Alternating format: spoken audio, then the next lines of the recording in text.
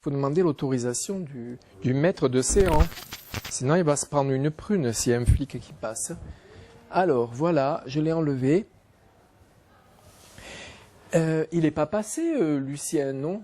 Non. Parce qu'il... Si, pourtant, on a été libre. Alors, c'est pareil, j'étais pas là, ils sont tous passés en mon absence. Ah, il les a apportés? Oui, il les a portés d'ailleurs, bah oui. Ah bon? C'est pas moi qui ai réceptionné, c'est pour ça. Ah, parce que je lui ai dit que je venais, bah alors il est venu avant, alors bon.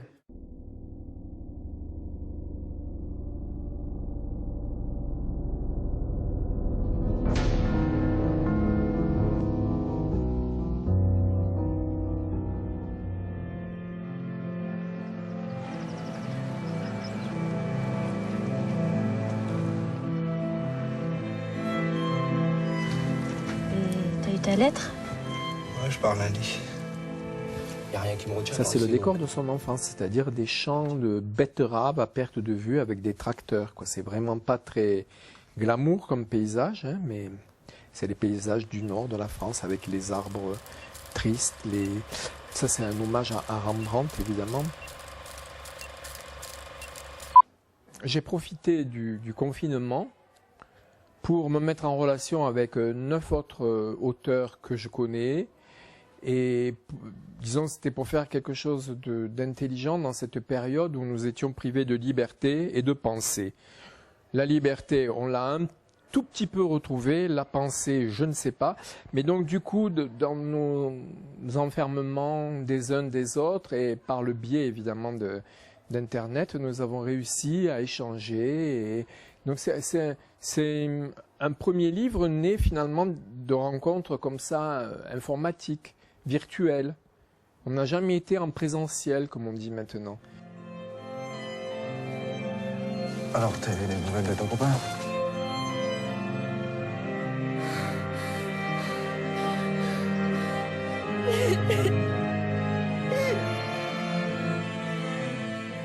Il faut dire aussi que c'est un cinéaste qui a réalisé une douzaine de films.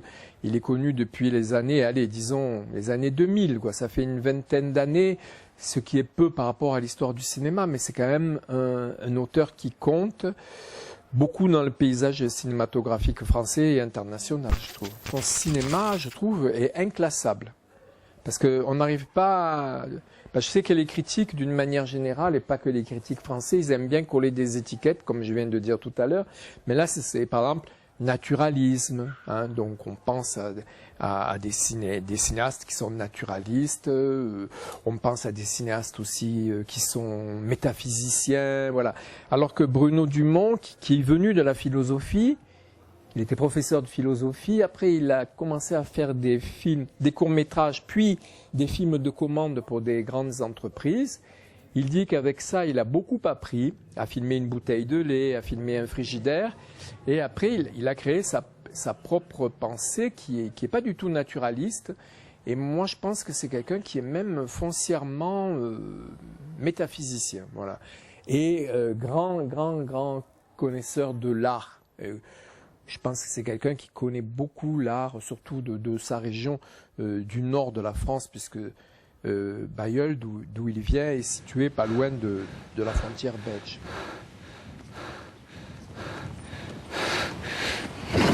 Les deux cinéastes, Pasolini et Bruno Dumont, pour moi, sont des théoriciens. Bon, ils viennent. Bon, Pasolini n'était pas professeur de philosophie, mais il était professeur, il était sémiologue, il était poète. Il a beaucoup écrit et tous les textes qu'il a écrits s'avèrent maintenant prophétiques, hein, pour la période que nous vivons. Il en va de même pour Bruno Dumont, mais je ne connais pas les écrits de Bruno Dumont. Je connais ses scénarios, bien sûr, je connais le travail qu'il a fait, mais ce n'est pas un théoricien comme Pasolini. Mais à travers son cinéma, on voit quand même, non pas une analyse de la société comme Abdelatif Kechiche, par exemple, qui est plutôt un sociologue. Non, à travers eux, ce sont j'appellerais ça des trognes qui pourraient venir du Moyen-Âge, qu'on pourrait retrouver chez Jérôme Bosch. Et on les voit comme Pasolini, c'était dans la banlieue romaine, qui qu'il trouvait ces acteurs ou ces actrices d'ailleurs, et lui il les trouve autour de Lille, dans cette zone française qui est un peu tombée en déshérence à cause du chômage, à cause de l'immigration, à cause de la misère en fait. Et ces trognes qu'il met dans ses films sont je trouve des personnages qui sont emblématiques et presque archétypaux de l'humanité dans sa souffrance. Ah, la vie de Jésus, alors là. Je sais pas, dans le film il y a quand même beaucoup de violence et tout. Moi je sais pas, la vie de Jésus, je comprends pas de tête alors. Toi quand même pas te faire chier ta meuf. Amico, sérieux. Ferme ta gueule. Allez, je déconne. Maloute, Jeanne. Voici une photo donc de Jeanne dans la cathédrale d'Amiens justement avec le grand labyrinthe. Seigneur, voici l'accusé. Ira dans l'enfer. Je requiers. Bruno Dumont, lui, travaille avec des acteurs vraiment non professionnels. Certains sont professionnels, évidemment, comme Lucchini, qui sont dans certains films, mais pas dans tous. Mais la plupart de ces acteurs, il y en a même qui apparaissent plusieurs fois, sont des acteurs non professionnels et il leur demande justement de ne pas jouer. Justement, c'est là que c'est important parce qu'ils ne jouent pas. C'est un peu comme dans les films d'Edward Greene, d'ailleurs, ou même les films donc à l'époque par exemple de Romer, des gens qui passent, qui ne sont pas. C'est un peu l'école de la nouvelle vague. On leur demande pas de jouer au sens de la comédie française.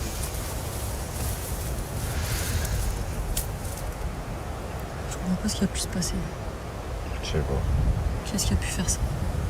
Même s'il fait des films sur des gens du peuple du nord de la France, il ne veut pas faire un film militant ou un film qui dénonce la misère et tout et tout. Non, il fait avec les gens qu'on peut rencontrer tous les jours en fait. Et il arrive à tirer de ces gens-là une force qui est absolument extraordinaire. Comme là, par exemple dans Adévitch, dans Satan, dans même les films qu'il a fait sur Jeanne d'Arc, avec cette gamine de 14 ans qui incarne Jeanne d'Arc, qui n'est pas une professionnelle, et dont il arrive à tirer le meilleur, quoi. C'est pour ça que je disais, je faisais une comparaison peut-être un peu hardie avec Pasolini. On s'attendrait à voir un être tourmenté et tout ça. Non, non, il est assez solaire, assez grand, assez... comment dire, décontracté. Voilà, c'est pas du tout le créateur qu'on imaginerait dans sa chambre qui écrit des scénarios noirs. En fait, ces films ne sont pas des films noirs, sont des films qui...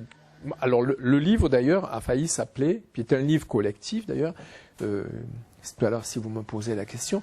Donc, il devait s'appeler au départ, en reprenant un peu le titre de Simone Veil, il devait s'appeler « La pesanteur de la grâce ». Alors que Simone Veil, c'est la pesanteur et la grâce. Et puis finalement, on a choisi ce titre, un funambule de génie, justement parce que dans le mot funambule, il y a cet être qui est un peu un magicien, un peu un extraterrestre en fait, puisqu'il est plus sur la terre. Il marche sur un fil et il est toujours près de tomber, évidemment.